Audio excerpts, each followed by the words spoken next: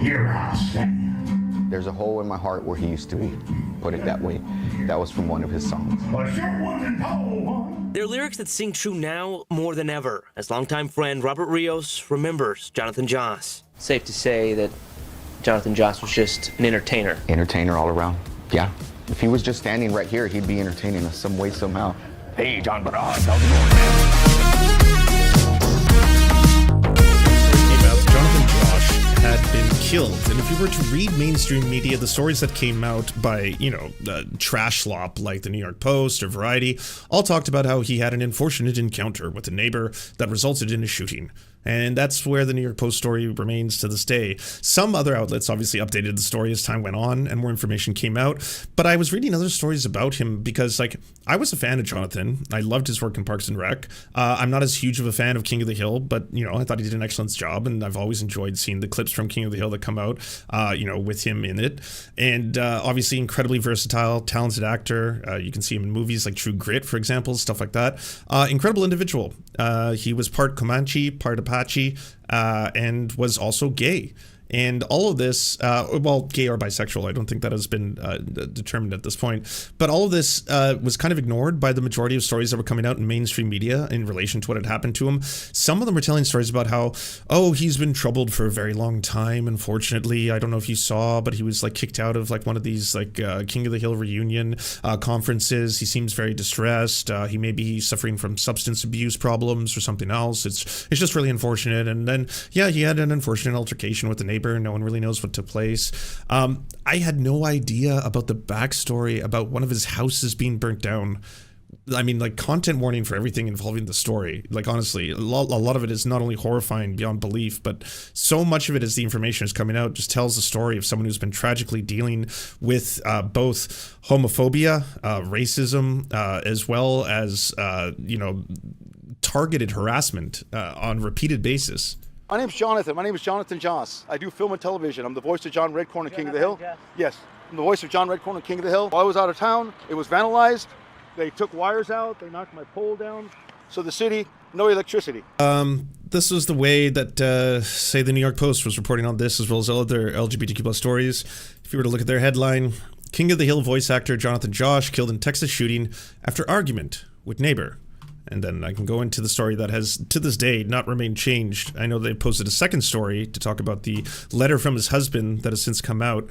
But it's absolutely vile to just do this, no updates, upon new information that has come out, we believe that there may be more to the story than is previously heard. And this is coming right after they did another headline that was along this. Pure evil, trans woman who viciously stabbed postal worker to death in New York Daily sentenced to 15 years.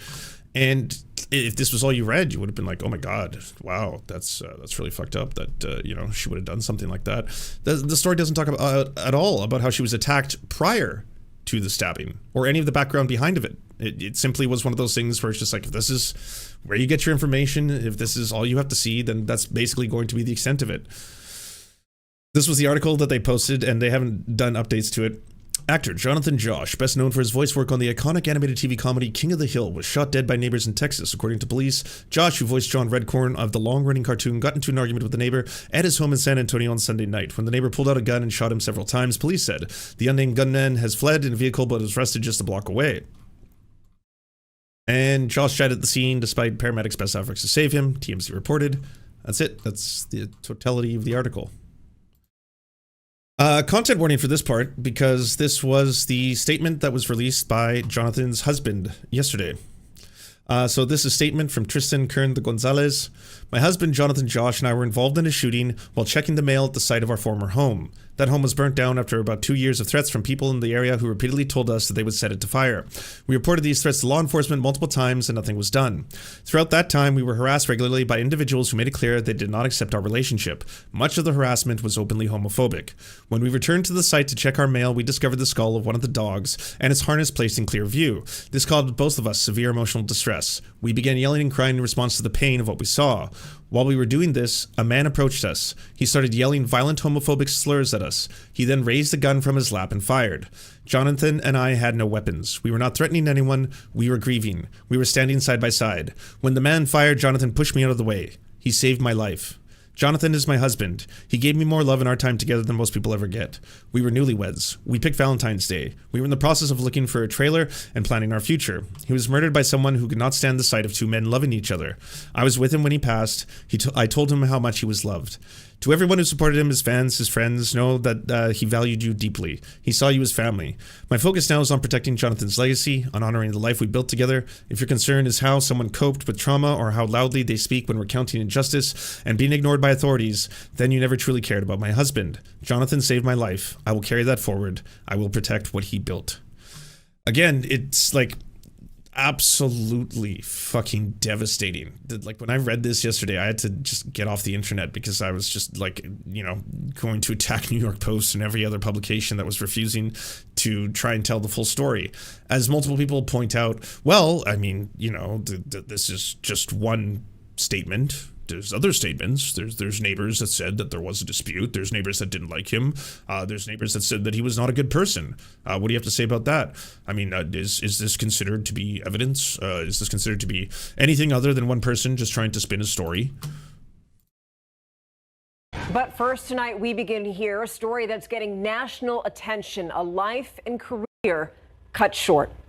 Jonathan Joss, who is known for his voice acting in the show King of the Hill, as well as other roles, was shot and killed over the weekend. According to San Antonio police, it all stemmed from an argument with a neighbor. The night team's John Paul Badajoz joins us now live with more information on what might have unfolded on that night. JP?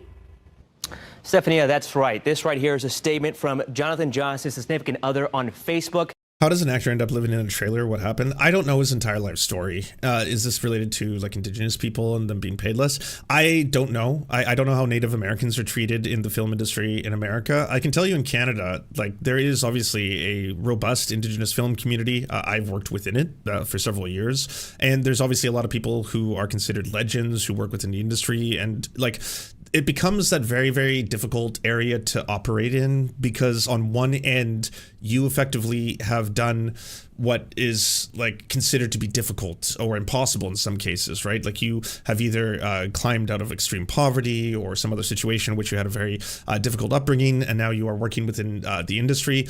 But even when you're inside the industry, you are just completely typecast for life. That's what every indigenous actor or filmmaker or producer I've ever spoken to or worked with has always said is that, it's great that, I'm going to be in a series of films this year, some of them on Netflix, but I'm always playing an indigenous person. And they're always asking me to act in an indigenous way and to be a stereotype. And that's the role that I'm supposed to fulfill. And if I complain about that or I speak up about it, then you get the backlash of, well, why aren't you grateful? Why aren't you fucking grateful? You have everything. Come on. Like this industry has given you everything. Are you supposed to say that this industry is racist? Are you going to say that kind of say? No, God, no. Fuck no. No, I'm not going to fuck with that, all right? So yes, I will once again play the chief of this fictional tribe. I will speak in the stereotypical deep voice like you want me to. And hopefully I can get in this next show because there are so few projects that are actually directed by or written by indigenous folks. So once again, I'm going to be in a white person script where I'm going to have to read all these lines and I'm going to have to say everything that they want. We have not confirmed any of this information with San Antonio police, but we have sent it to them and are waiting to hear back. In the post, Josh's partner talks about the moments before Josh was killed. He explained for background that he and Josh no longer lived at the property where the shooting happened due to a fire earlier this year. However, they had shown up to pick up mail at that location. He wrote, when they got there, the skull of one of their dogs and its harness had been placed in plain view, adding, this caused them, quote, severe emotional distress. He goes on to say, as they were crying, that a man came up and started yelling violent homophobic slurs at them before shooting. He then credits Josh for being alive today, writing, when that man fired, Jonathan pushed me out of the way. He saved my life. Again, we're still waiting for confirmation from SAPD about exactly what happened, although they did address those homophobic slurs Josh's partner mentioned. We also spoke with a longtime friend of Josh who also shared similar sentiments. Here I stand. There's a hole in my heart where he used to be, put it that way. That was from one of his songs. A short one and tall one. They're lyrics that sing true now more than ever, as longtime friend Robert Rios remembers Jonathan Joss. Safe to say that Jonathan Joss was just an entertainer. Entertainer all around. Yeah. If he was just standing right here, he'd be entertaining us some way, somehow. Hey, John Barajas, how's it going, man? Rios' imitation of Joss's voice might sound familiar as he starred in King of the Hill. Dale never cheated on you. As the iconic John Redcorn. Maybe there were isolated incidents, but Dale always took precautions. So now it's incidents? He had numerous roles in shows and movies, but also had a passion for Native American folk rock. I was very fortunate with having to spend the last, few hours of him with his life. I did a show with him in Austin, Texas.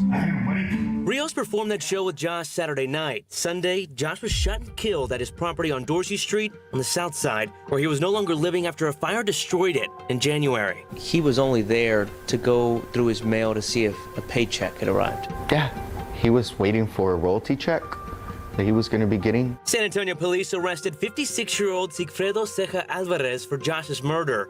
Rios claims the two had argued for years. Homophobic neighbor, yelling homophobic slurs to them. However, SAPD sent this statement that reads in part, "Our investigation has found no evidence whatsoever to indicate that Mr. Josh's murder was related to his sexual orientation," adding, "Should any new evidence come to light, we will charge the suspect accordingly." Is there any... It's one of those things too, that statement, and I think I've got another article up here in the Independent, because they've added that apparently the shooter has confessed to shooting, but that hasn't stated the motivation for it. Why? San Antonio police said that their investigation has found no evidence to indicate that Mr. Josh's murder was related to sexual orientation. The SAPD investigators handle all these allegations very seriously and have thoroughly reviewed all the information. Should any new evidence come to light, the suspect will be charged accordingly. The police investigation into the shooting remains ongoing. And this has been enough for a lot of people online to basically attack anyone who's trying to bring light to the fact that Jonathan's own husband, who again would be a witness in this case, as they, are claiming to have been there at the time of the shooting. If he and Jonathan were side by side, that is the testimony of someone who apparently experienced it firsthand. That wants to be discounted now by every single person on the internet who's just like, how dare all of you talk about this, that he was targeted because of something else than the fact that this was just a disagreement between neighbors. It's what happens in Texas. People shoot each other. Thing you'd say to Jonathan right now, if he could hear you? I'd say I'd miss you, brother, and I'll see you again. I'll see you again soon. Amen. Another statement from one of Jonathan's close friends, from Johnny J. On Sunday, my friend Jonathan Josh was murdered, and it took me a minute to find the words. Like so many in our lives, Jonathan's existed at the very powerful intersection of ingenuity, queerness, visibility, and vulnerability. He was fierce, funny, flawed, and real in every way that mattered. He was one hell of a storyteller, a warrior, and a creative who carried the weight of representation with humility, humor, and strength. He made space for us to see ourselves as Indigenous people reflected with humor and dignity. Jonathan's life was stolen from us through unspeakable violence, and we need to name it for what it is: a hate crime. Bigotry and homophobia are not something that we can turn away from, and we hope that it all just goes away. They are deadly, and they continue to take our people, especially our LGBTQIA and Two-Spirit relatives, far too soon.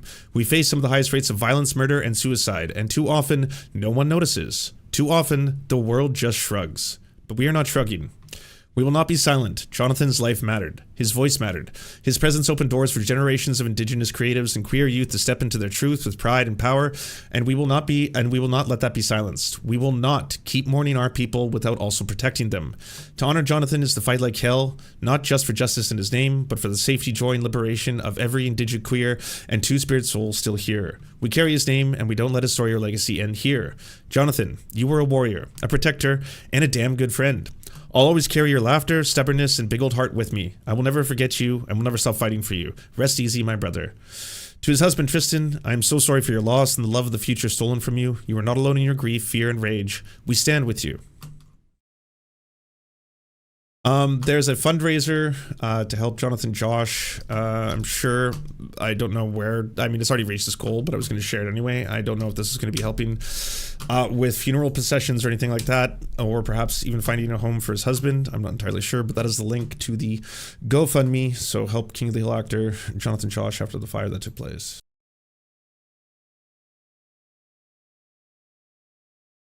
Department, which I want to be clear, this isn't just an issue with this police department. I think this is an issue generally among policing, but an SAPD officer, this is from last December, was suspended for a second time for policy violations, misuse of department records. He had previously been suspended for using a homophobic slur. In addition to that, this story from 2018, 6 times a SAPD lieutenant has been fired. Will he get his job back? This individual has a long history of disciplinary problems, including 4 firings and 11 suspensions. He was in trouble again, accused of making a homophobic remark about Police Chief William McManus. Now, in both these cases, there were reasons why there was even a suspension to begin with, why this was even reported on, as this homophobic slur was said in front of a group of people, so there were several witnesses that saw it, and this was directed at a police chief in a public forum on Facebook. So both are situations where the police or the individual cannot deny what they had done. So clearly there had to be action taken in both these cases. But this gives you sort of, a hint at possibly some of the rot within this police department. And again, I don't think this is just isolated, but it is worth mentioning. And this leads to why there's a lack of trust in law enforcement that hinders reporting of LGBTQ crimes. Whenever you see data on hate crimes, understand you are just getting a fraction of the picture. A large portion of hate crimes that are committed are not reported as such because of the fear from the individual, from the victim, on how it will be addressed, if it'll even be investigated, and the unwillingness to really put themselves out there in a situation like this when they rather not have to deal with the police department at all.